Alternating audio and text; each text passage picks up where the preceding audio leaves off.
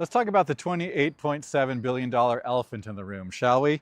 You see, that's the annual budget for ICE, and it is more than the FBI, the DEA, the US Marshals, and the ATF combined. My name is Scott Monday, and I make videos about things and systems that don't quite make sense to me.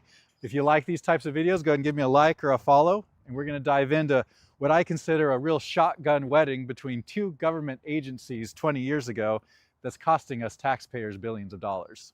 So to understand ICE, we have to go all the way back to 9/11, more specifically the Homeland Security Act of 2002, that didn't create ICE from scratch, but instead created it by merging two existing government agencies. The first was the US Customs Service. This was nested under the Treasury Department, and they were the money people. They were in charge of enforcing tariffs and dealing with trade issues and all of those types of things. On the other side, you had the INS. This was nested under the Justice Department. They were the people police. They were the ones responsible for enforcing immigration laws and actually carrying out arrests and things like that when people were in violation. So what they did is they merged these into one giant agency. On the investigation side, you have Homeland Security Investigations. Once again, these are the detectives that are going out and dealing with things like child trafficking and cybercrime. And then on the other side, you have ERO, which is the Enforcement and Removal Operations. These are the police officers that we see in the news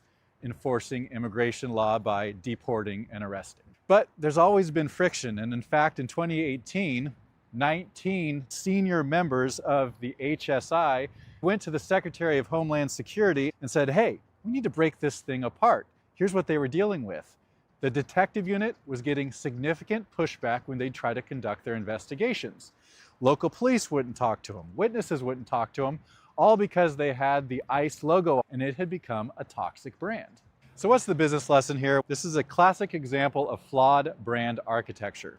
When you have a parent company that has a toxic reputation, it has a significant negative impact on the other business units. A great example is the Philip Morris Company. When everybody realized what the tobacco industry was doing, it really started to impact sales of one of their brands, Kraft Foods. In essence, fallout from cigarettes impacted macaroni and cheese sales. That's the same thing we're dealing with ICE. They have a toxic brand with the parent company, and now the detectives within that department are having to deal with the fallout. So here's the question. If we want an effective detective agency, if we want to actually have an impact when it comes to human trafficking and cybercrime and things like that, do we need to split these two departments apart?